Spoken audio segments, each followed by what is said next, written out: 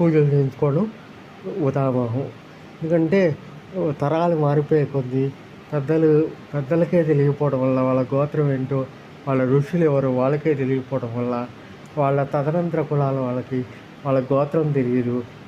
గోత్రం తెలియకుండా గుడికొచ్చి పూజ చేయించుకోవాలంటే కుదరదు. కాబట్టి శివగోత్రం అని, విష్ణు గోత్రం అని, కాశీ గోత్రం అని ఇలా ఇలా చెప్పుకొని పూజ చేయించుకుంటున్నారు.